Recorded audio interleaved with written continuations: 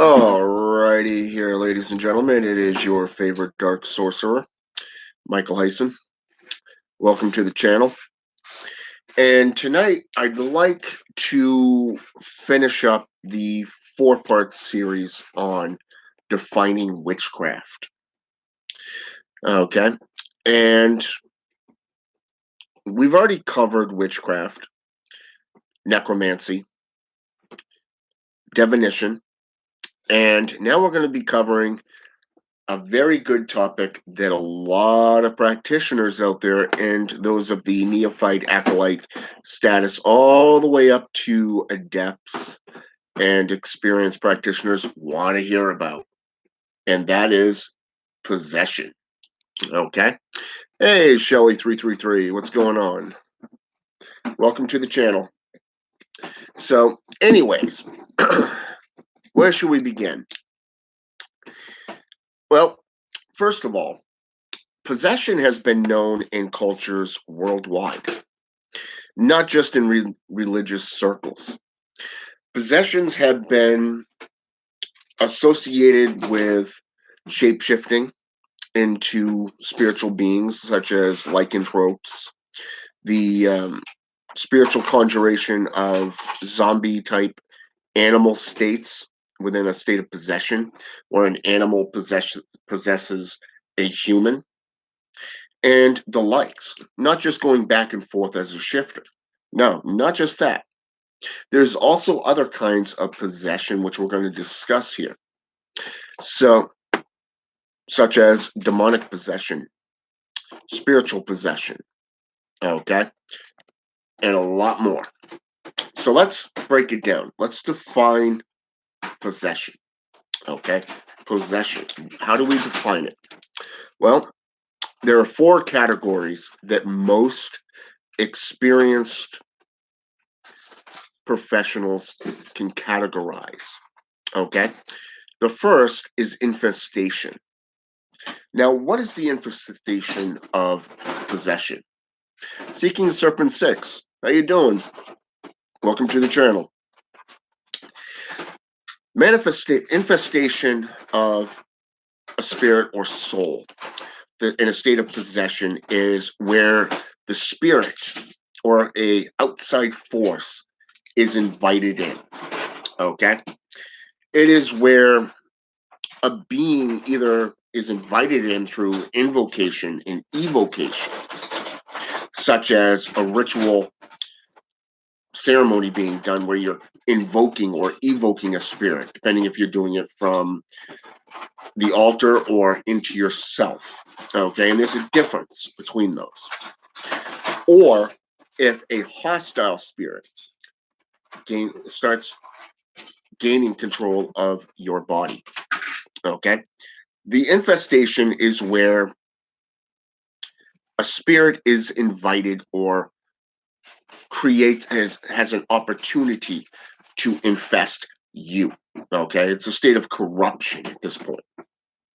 It is where they find a home, a doorway, a gate, a portal, and they enter through that into you, either through some form of sin or through some form of activity through spiritualism that doesn't go according to normal standards. Okay, if you're Christian, you know exactly what I'm talking about. Okay, sin, sin, sin, come on in, Legion, famous saying. Same thing. Okay, you sin, you invite evil into you. Okay, it's the exact same with hostile spirits. It is the entry point, the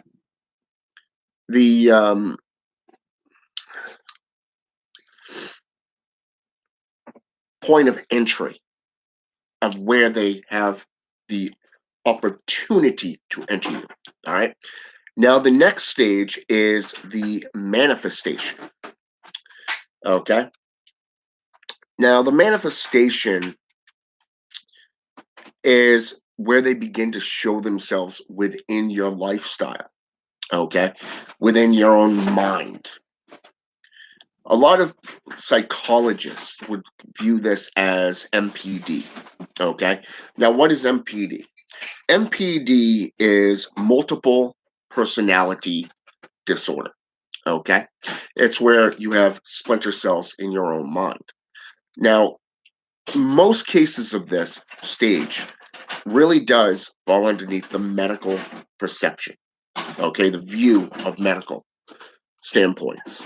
However, there are those few that really do take place, and an exorcist is, or a demonologist is called in to deal with it, okay?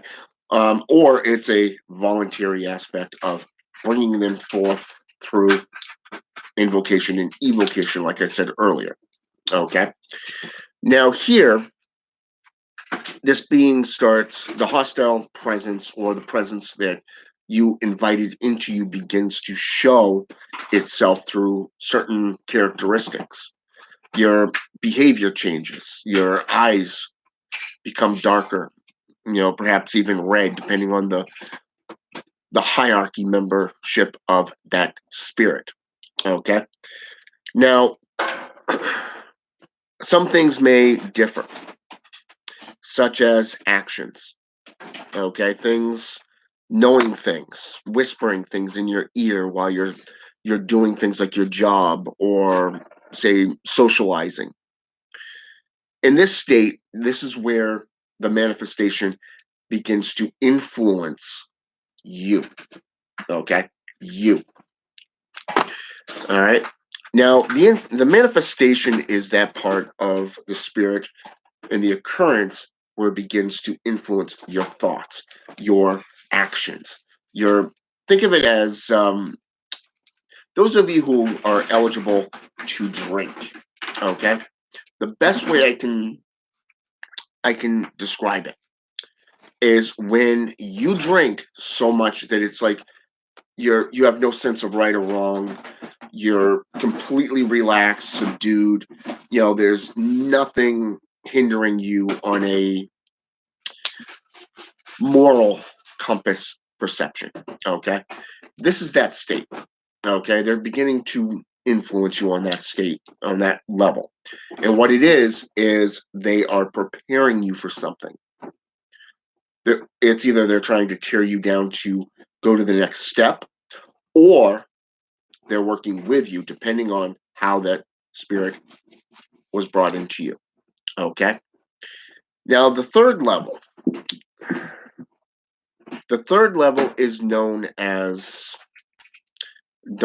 I call it domination. Okay, in this case, the domination aspect is where they begin to take control of you. Hey, Ecolone, how you doing? So the third level is where they begin to take over your body. They only have a small period of window that they're able to do this. Think of it as almost like blacking out. Okay. When this occurs, you as the practitioner will experience loss of motor skills, loss of motor function. When a spirit is inside you, especially through evocation or invocation, you are giving up voluntarily your body, okay, so that they can commune through you to your coven, your friends, your circle, okay, to do things. Whereas a hostile spirit has a certain intention to get something done or to do things. 9 times out of 10, it's to harm. Okay, which is why it's always good for you to know how to protect yourself, how to put up wardings, how to handle a spirit and such like that, so this stage does not happen. Okay, now, as I said, this is where it's a dominating spirit because it's taking over you. Okay, and as it takes over you, you're going to have missing time. You're going to be wondering how you got to a certain spot. Let's say, for example, it takes you go to bed at night and you wake up at a friend's house, perhaps a girlfriend's house. No idea how you got there, or you ended up out in the woods, a middle of a field, and you have no recollection of how you got there. This is that manifestative period where the spirit has control over you, and you are basically taking the sideline. Okay. Now, the last aspect of this, okay, is the complete domination aspect of control. Okay. Control. This is where you no longer are feeling depressed. You're no longer feeling out of control. You are basically completely dominated. Okay. The spirit is completely 100% in control of you, your body. Okay. Now, you can go underneath Google, you can go underneath, say, How to Become a Living God, watch E.A. Coetting's video, you can go into books and learn all about spiritual possession, okay? You can even go to the Roman Messiah, okay? You can go to the Bible, you can go to Middle Eastern lores, okay? You're going to see the same 4 to 5 characteristics of how they influence you from the time they enter you to the time they full-blown possession state. Okay, you're going to see the same characteristics, the same signs, the same 2 capabilities. Okay, either willingly or against your free will. All right, those are how you would define a spiritual or demonic possession. Okay, a possession state. Now, let's get into some more serious topics here on this level. Okay. And I actually, when I got home tonight, I went over to my bookshelf and I picked out 2 books. Okay. And this is one of those things that I really want to get to stress out for you so that you have a complete understanding. Okay. Certain people think that this is a game when they get into this state. They either do it through like a Ouija board or an invocation because they think it's cool.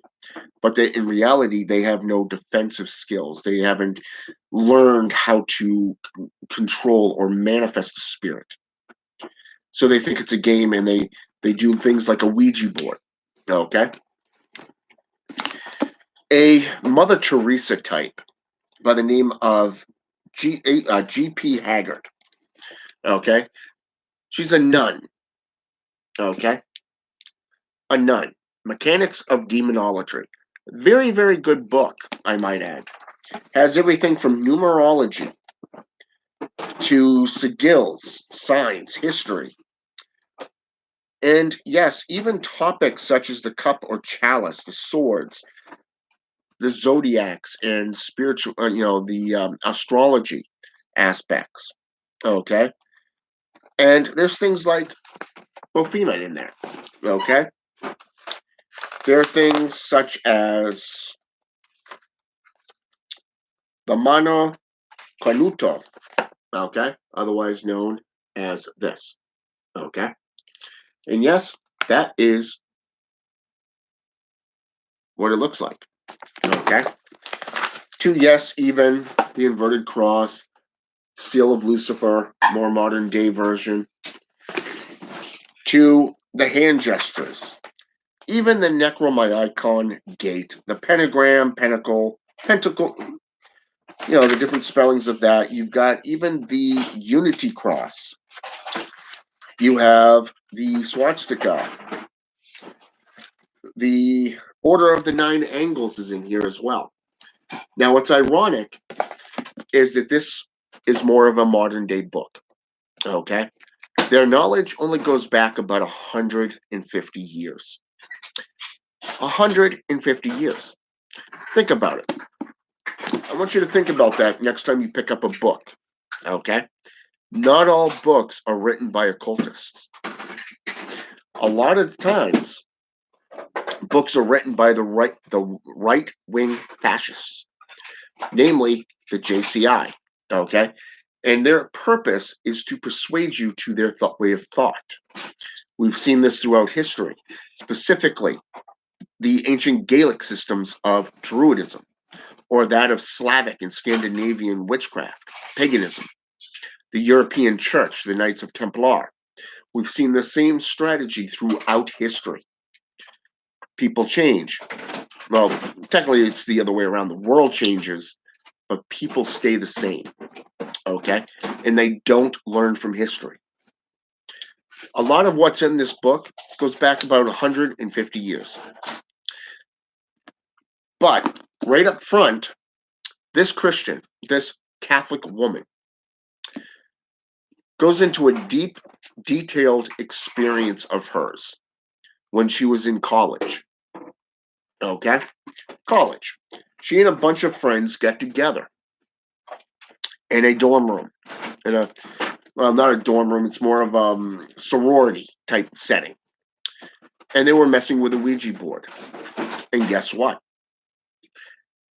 She got demonically possessed. They said her eyes turned red. She had the strength of 10 men.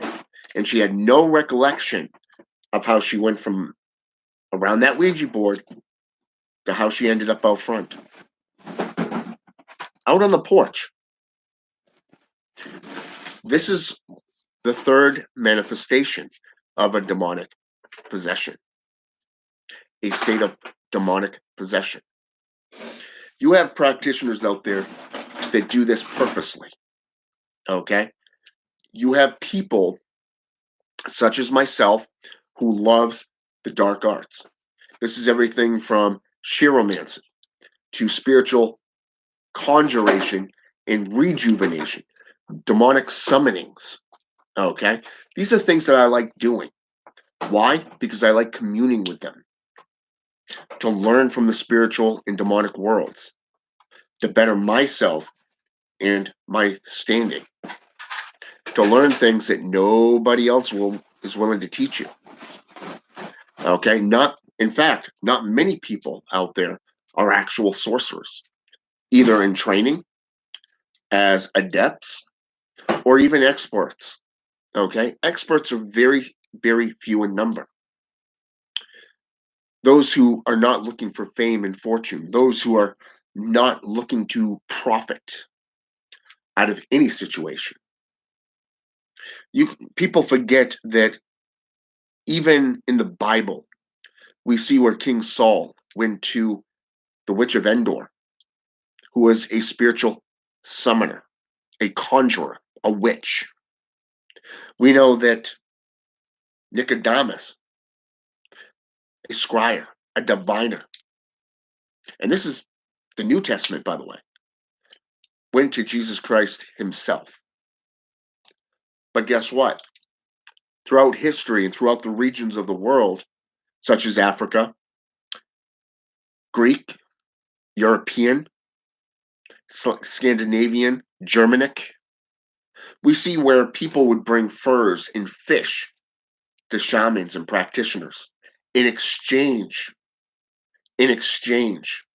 for their services. They couldn't afford money. So guess what? There's the exchange. Something has to be given for something to be given. You see the point? It's that two-way door. Okay? As possession goes, you have to open up yourself to that possibility, knowing that you will not be the one in control, but yet knowing it full well that if you want to take back your body, you are the one that's in control in that aspect where you can say, get the fuck out. Plain and simple. Okay? Now, in her case, it scared her so bad she went back to her childhood roots, which is where a lot of these so-called pretenders end up going. They always end up back with the JCI, the Judo Christian institutions. Doesn't matter if it's a mosque, a Hebrew mosque, a Islamic mosque. It doesn't matter if it's Catholic, Baptist, Pentecostal, Apostolic. Hell, even the Jehovah Witnesses, or even the Mormons. They always end up back where they began because they were not prepared properly for this aspect of possession. It will scare you to the point where it will test your wits. How many of you have actually heard the expression, this is not the path for the weak of heart, the faint of heart? Well, guess what? It's true. Those of you who get into this aspect are not going to cut it. Those of you who learn about it will probably want to teach it at some point, experiment even. And that's why these videos are put forth, so that you will be able to prepare yourself with the gnosis, so that something like what happened to her won't happen to you. It's a prime example. Okay?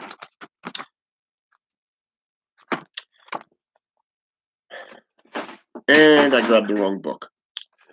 Oh well. So, see that white book right there by the red one? The Discovery of Witchcraft? It's on this side of it. Look over towards me.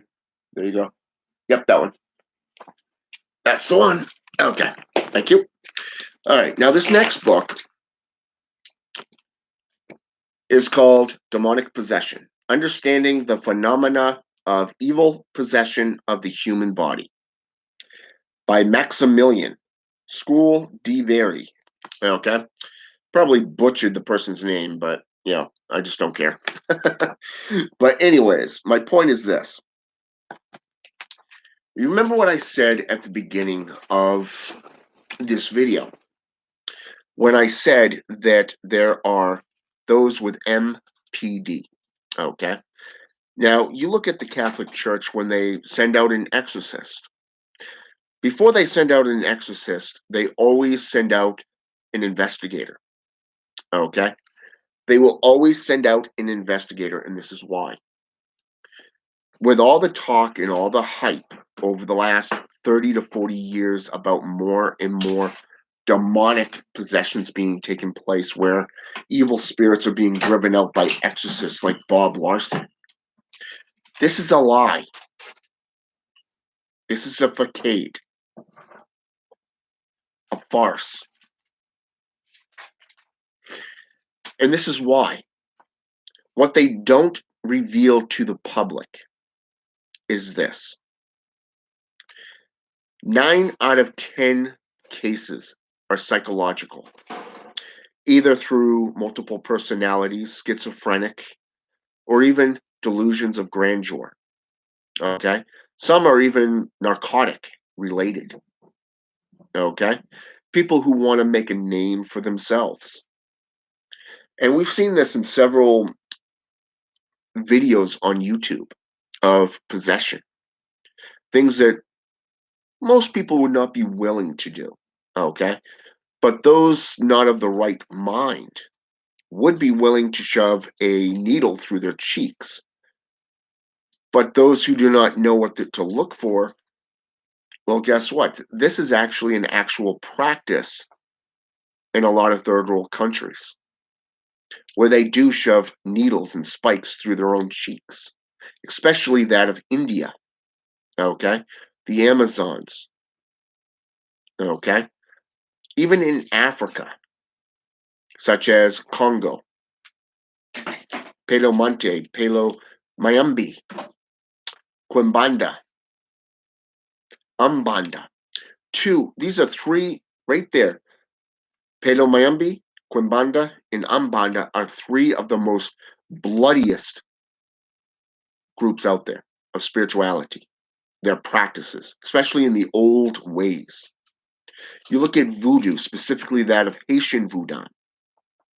Same exact thing about 200 to 300 years ago, where they would take the tongue of a cow and nail it to the wall, to a door, a rat to the door, blood offerings, the way they still in voodoo today sacrifice chickens, even dogs. Okay? And it's not just that. You're looking at animal sacrifice. Now, blood going on the Nganga, or the altar of these spirits, okay, is something that's very, very powerful and potent, especially in witchcraft and spiritual summonings. Okay, it doesn't matter if it's conjurations, It doesn't matter if it's invocations or evocations, through a talking board, through divining purposes such as a scrying mirror or scrying bowl, okay, a crystal ball. These are all portals, things that will allow you in the spiritual realm to commune together, okay? In this case, this book is all psychological.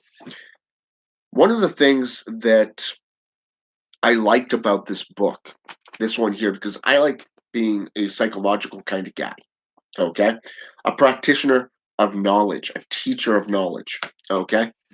This book spoke to me on a lot of levels because it didn't just talk about the medical viewpoints of spiritual conjuration or the infestation of a spirit, but it also talked about the mind's ability to rationalize actions that they've done while under, say, for an example, narcotics, alcohol, drugs, or even through bipolar, schizophrenia, multiple personalities, even that logical or illogical perceptions. Okay. Now, the one thing I noticed is that it also puts in here biblical scripture. For an example, Matthew's IX 32 and XII 22. And that's just on the, let's see, one, two, that's just on the third page. Okay. Go back to the first. You have ACTA, SS for February. Okay. You scroll down and it talks about the third case of cases. Okay. It talks about a lot of different things. And that's what I want to get across to you today. Those of you who think that possession is a game, you might as well put up your wand, your athame, pack away your altar stuff right now, because it's not a game. When these spirits come through, especially voluntary, you have a pact with them. You are forming a bond with them. You are forging a relationship with them. And you are learning from them. But at the same time, you in return are giving offerings and gifts unto them in exchange for what they are giving you. This is something. Hey, Judy, welcome to the channel. Glad to have you here. This is where a lot of people get frightened. This is the difference between voluntary and involuntary. Those who get demonically possessed, and that is few and far between, much like a blue moon, they didn't have a chance. They didn't have a say. And then you got some outside organization trying to make it into a hysteria of hypotension's decree, stating everything is of the devil. Everything that is not of their God is of the devil and therefore evil. You see, not everything is evil. Witchcraft and these types of practices have been around for centuries. You look at Hinduism. You look at the Book of Pillows. You look at the Grimoire, I should say the Tibetan Book of the Dead, the Egyptian Book of the Dead. Both of these two books, right there, the Tibetan Book of the Dead refers about the cycle of life and the continuation of life and death, day and night, good and evil, the balance factor. Whereas the Egyptian Book of the Dead really puts together the factor of how sorcery, necromancy, for an example, can bring a spirit back to the land of the living through conjuration and rejuvenation of corpses. Think about your everyday occurrences for those of you who work in the medical field. Perhaps even, say, for an example, a nurse's station at a school. You look at the ambulance crew, perhaps some of these restaurants where where you have defibrillators.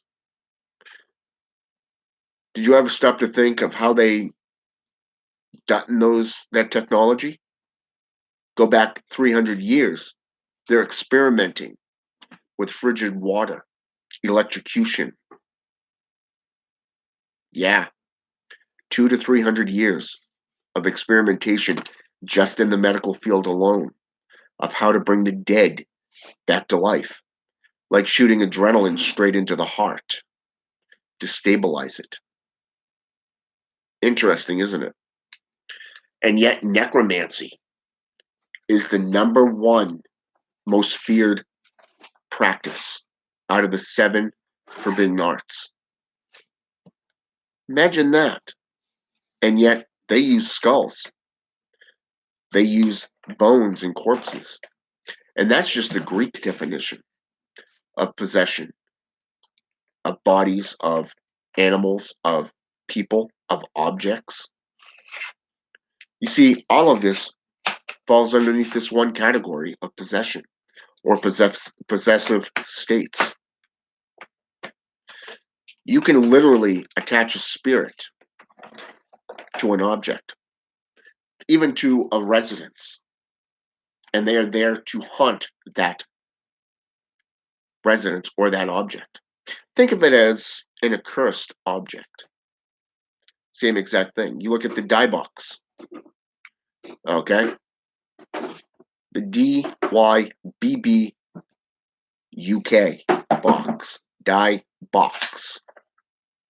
Die box. Okay? Same exact thing. It's a spiritual box. You look at the Nagunga, to where a spirit is housed. You look at the necromantic spirit box, where a spirit who is willing to work with you as a practitioner resides. Same exact thing. You go to a church, you're praying to the spirit. Spiritual presence.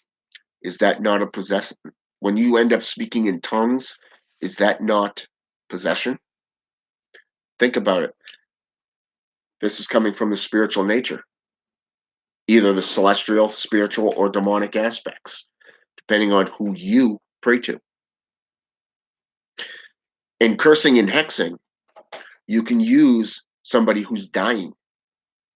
If you're a necromancer or a bokor, a black magician, a sorcerer, you can utilize a spirit of a being who was dying of cancer, or that of, say, for an example, murdered.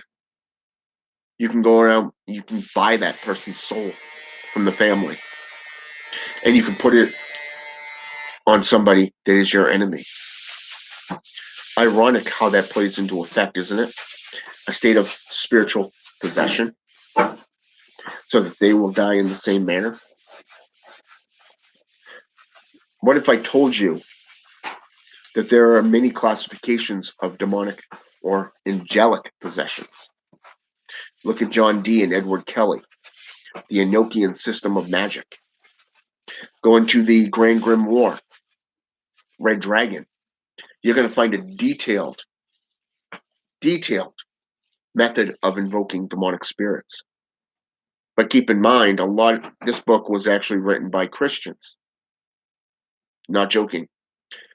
Why else would you want to force a demon to obey you, thinking it's inferior?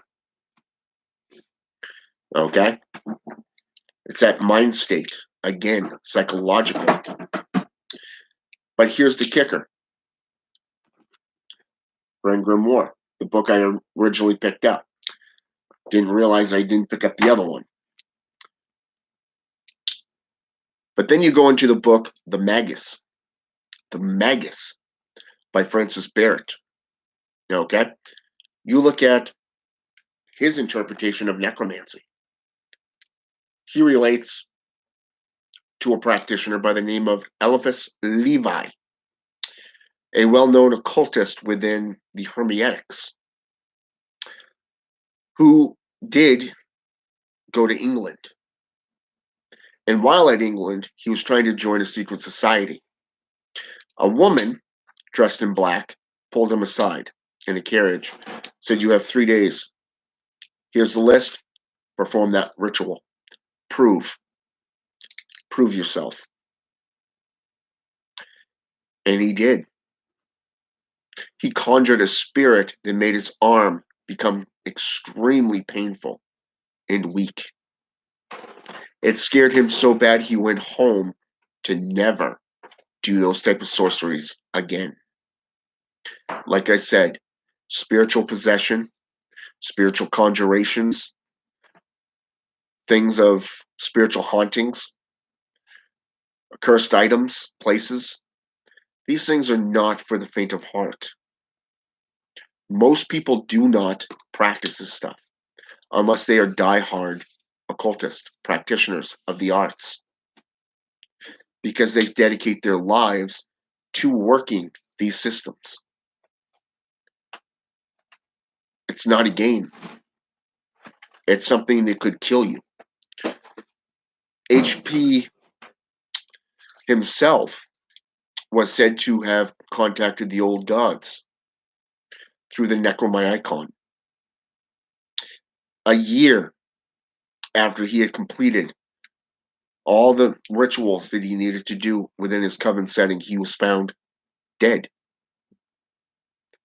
Why? All the witnesses heard howlings, screams, bloody murders, begging for mercy. But yet, nobody was there except for him. Why? Because it's not a game. When you make a pact, you have to honor it, or they will.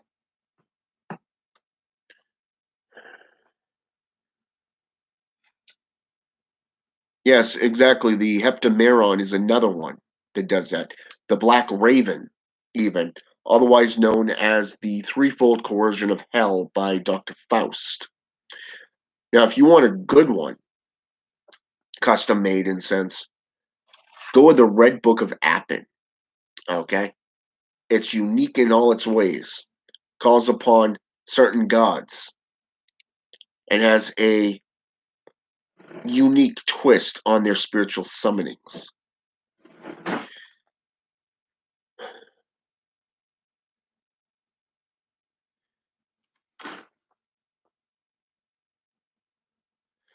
Yes, that is called chiromancy. It's a type of blood sorcery. Seeking Serpent. And Judy.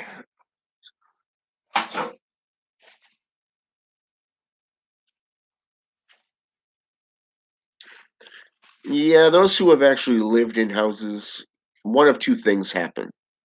First, they either get into the occult themselves to learn more, or they flee, looking to go to the church. They bring in paranormal investigators. They do all that stuff.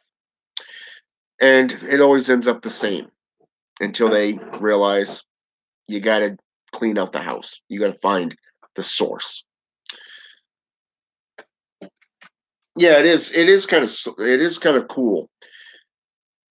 A lot of, if I told you some of the things that I know about it, Seeking Serpent, you would be surprised, but also shocked, possibly even terrified.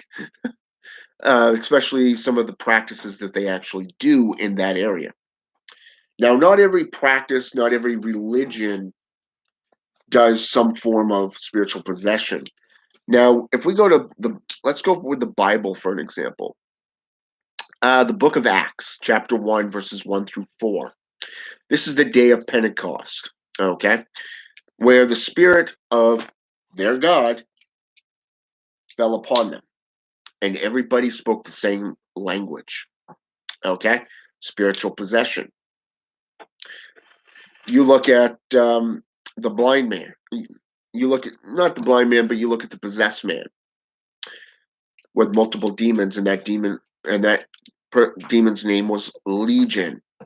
Okay, this is just in the book of Matthews, Mark, Luke, and John. Okay, but yet people forget about the burnt offerings. They forget about the spiritual summonings of the book of the law known as Leviticus in the Old Testament. Okay, now when we look at this, we look at the burnt offerings, the sin offering, and all of them. Each spirit, you had animal sacrifice, blood sorcery, the entrails ripped from the carcass being burned, the entrails being set on the altar. The blood is in an urn, being as a offering. This is just Hebrewism, Judaism. People forget about this. And what did it say next? Oh, right. And the Lord looked down because he smelt it, and it smelled good. Wow. Must be a sick God, really. If you like the smell of animal carcasses rotting especially in the desert heat. Going to Babylonia, you have the spiritual possession. Okay? Babylon. Okay?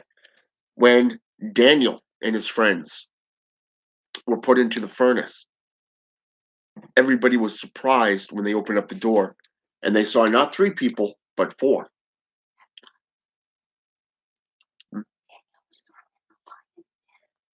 Actually, it was both.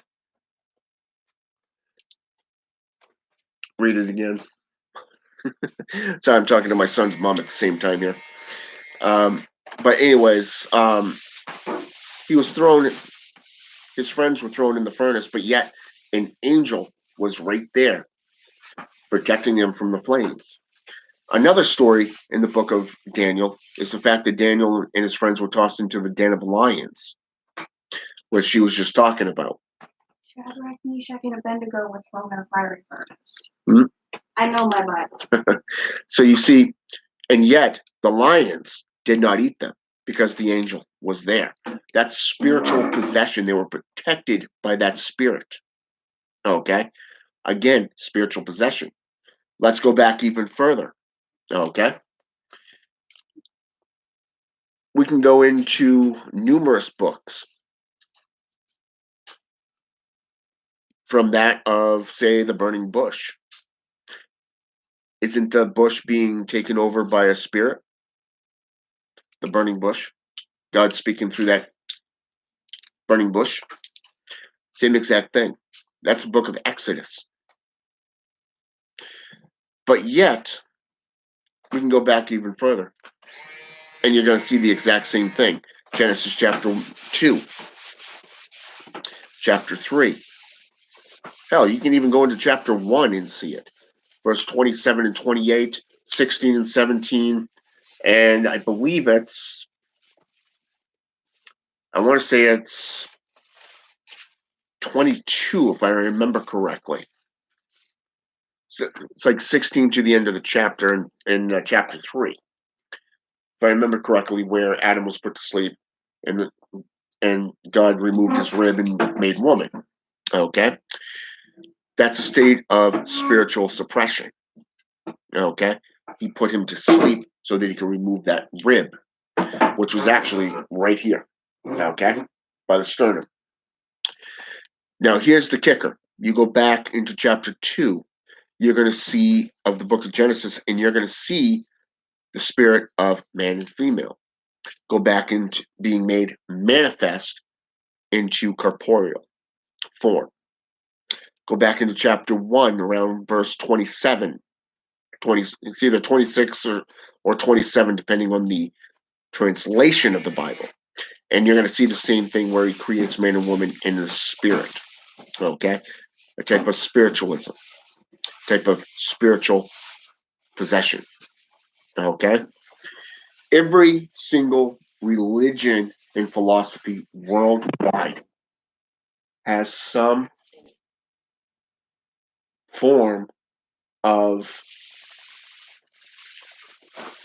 demonic or spiritual possession state. And you can actually go into this and study it for yourself. Now, personally, if you want to study necromancy, go between the Greek and Latin definition. Okay, the Greek and Latin terminology is different. You have nigromancy, meaning the art of black magic, and then you have that of the Greek, meaning definition of corpse. Okay, a state of spiritual possession where you're bringing a spirit forth.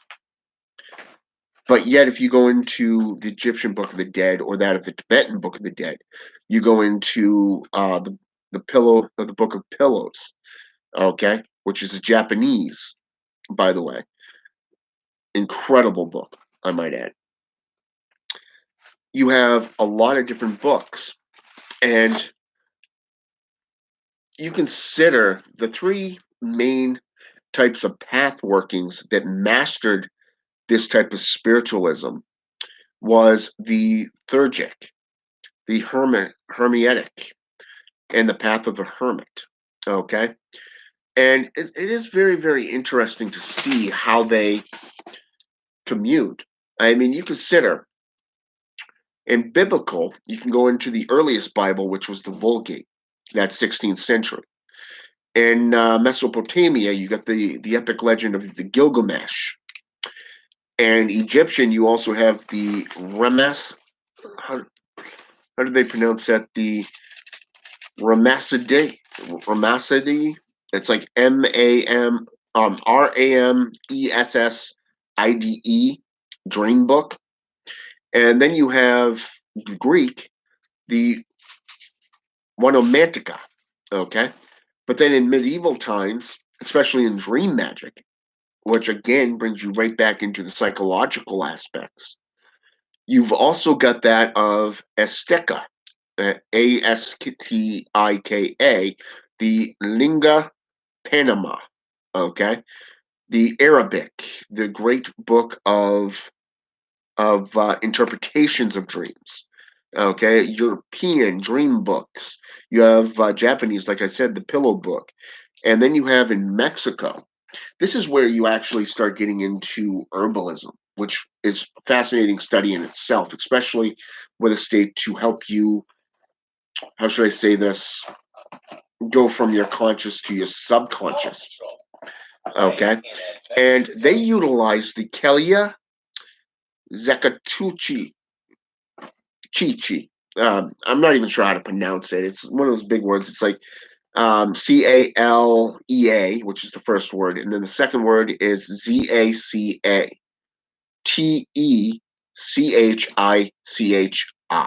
Okay, look it up for yourself. It's basically a flowering type plant used to, well, let's just say it's placed under the pillow of the dreamer. Okay, and its purpose was to allow you to interpret dreams and to utilize the type of chiromantic practice that one would use for, say, necromancy, either in conjuration or rejuvenation of bringing a spirit forth, or that of demonic summonings, okay, being demonic possessions or angelic possessions. Bringing in Wicca and witchcraft, they would bring forth the spirit of former witches to help them understand the craft, to learn the craft. So there's a lot of different aspects, which is the point here. There's a lot of different aspects just on this one alone. I mean, you can actually bring it down into three categories that you can, if you want to look into it even further. One is synchronicity. The second is precognition. And the third is onology, okay, which is OREIRLOG or OLOGY. Okay. Those three alone will help you understand dream magic, but they'll also help you understand the difference between states of your own mind and that of actual spiritual connections, such as possessive states. Okay. There's a lot of it. The reason why they kicked you out, Judy, is because you went again. You questioned. You dared to question. I've seen it numerous times. Hell, I've even been through it. Okay, and I can tell you that when you question, you're going against the system, which means you're going to be shunned. Nobody. You'll find very few ministers that are willing to actually sit down and discuss this with you. Um, there was a guy down in Texas, in Mount Pleasant, to be precise, and this guy knew a lot about occultism, but yet he was a Baptist, a Southern Baptist. Very, very intelligent man. I got a lot of respect for him. But at the end of the day, I was an occultist and he was a Christian. We respected each other's philosophies and religious perceptions. But he actually helped me understand a lot of things about the biblical aspects of occultism. Just like this other guy here in Maine, where I reside currently. And this guy here, he was a Baptist as well, and he lives like 30, maybe 40 minutes away. And what's ironic is I've had numerous conversations with this guy, okay, on Messenger, even in person. We've met, had coffee, and we just sat there and discussed spiritualism, occultism, different methods, symbolatry. You look at, say, for an example, symbols such as personal sigils of demons, that of certain rites to bring forth spirits for different, let's just say, manifestations in that area. Hey, Raphael, how you doing? And there's a lot of, yeah, he really was one of those kind of guy. He's one of those kind of guys that will really sit there and just talk with you, not shoot the breeze, not blow smoke up your proverbial skirt, but literally as a minister, a fellow minister will sit there with you and just talk shop, you know, from different belief structures. And I mean, he really did his homework. And the man who actually got me into the ministry was an apostolic man. And even though he and I, we've had a falling out, um, ever since he became, when he was a what do they call him, a evangelist, he was cool as all hell. Okay, but when he became a pastor, it became all about money. It became all about power, and he really closed himself off in a lot of different areas. And when I came back to Maine a few years later, and I ended up having a son, you know, with my better half here, I took her to this church because I like the guy. I like the songs and all that stuff that they do, and the spiritual worshiping that they do. I do it my own way, whereas they do it their way. But this particular day, I lost all respect for the guy that day when he found out whose son he was holding. He just passed him off to the bishop, and the bishop passed him off to one of the sisters. Really disrespectful. Really, I lost all respect for him in that case. But this guy really opened my eyes for the 3 years that I served under him, learning to become a minister.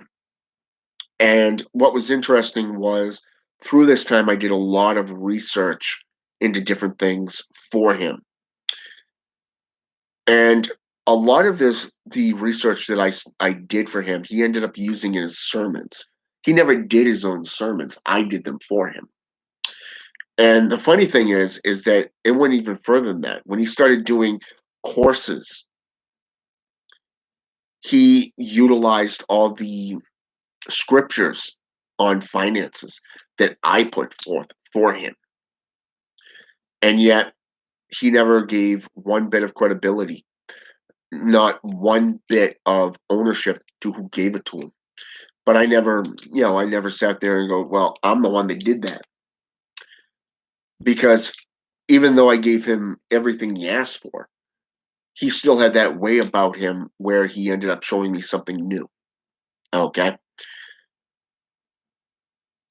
But the thing is that he actually got me into Islamic traditions. You've heard of the witch's creed. You've heard of the witch's oath. The witch's pyramid, the five elements. Okay, the five pillars. Well, what's ironic is that he brought me into a system. Well, I should say he put me on a system that really intrigued me because of the fact that number one, who would have thought that the Quran,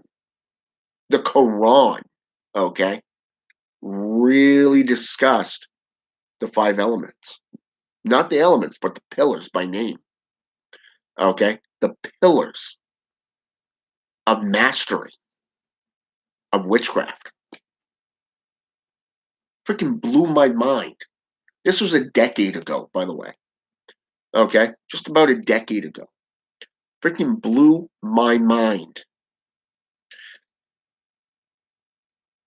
But the spiritual possession aspects of this is how you present yourself within these situations. Learning the strengths and weaknesses of the spirits that you're calling on, such as, say, for an example, Astaroth, my patron. Okay? The breath of the spirit is like daggers, will shred you, which is why pure silver, a ring held close to the face, will protect you. The book of Tobit talks about Asmodeus killing all the suitors to this one woman. And yet, the last husband, a brother, the last living brother went to a superior angel, and that angel told him to put a certain fish on the door that would ward him away. This is the book of Tobit. Go into the grimoire of Raziel, and you see something similar. Go throughout the the grimoire traditions, and you're going to see superior spirits being called on to intimidate these minor spirits. You learn even through Dante's Inferno the different levels of hell. Personally, I like the Russian aspect of it myself, but that's just me. But you see the different levels and the different levels of sin from the minor to the major. The expression of Satan being on the very bottom covered in ice with Judas Iscariot on his left, because that is housed for all those who portray. And then you have those who are loyal but sinful, the warrior class that is on the right hand man. And then each level is ruled by a different angel of lesser superiority than that of Satan. You go into the poetical scrolls, and you're going to see how Satan replaced Beelzebub, the ruler. You go back into the book of Enoch, and you're going to see how Azazel was the leader of the fallen angels, the ancient darkness, the teacher of alchemy, the teacher of women painting their faces through alchemical practice, okay, of powder making. You go into the Midrash, the Dead Sea Scrolls. You go into all of these ancient scripts, and you're going to be seeing different forms of possession, different forms of spirituality, different outlooks of hierarchies and levels and power levels of these beings that you can evoke or invoke into your being if you're willing to do it. Okay? But keep in mind that there are attachments. There are those that will inflict you on purpose because they can. That is why I always stress to my students and to my viewers, know the mechanics of sorcery. Learn your strengths and your weaknesses of your enemies, because only then can you succeed. All right? And with that said and done, The next time I come on, I'll be doing ritual. Okay? I'm going to be breaking things down into a ritual setting for you. Okay? So I want to thank everybody who's been on here tonight that has taken the time to be on here and participate. Thank you. Raphael, Seeking Serpent, Judy Carter, and I believe there was one other up here. Custom Made Incense, and Accolone, Shelly333. I want to thank all of you for participating and being on here. Without you, this could not be going. So thank you. And I hope you like Dark Sorcery and subscribe. And until next time, this Dark Sorcerer is out, and have a good night.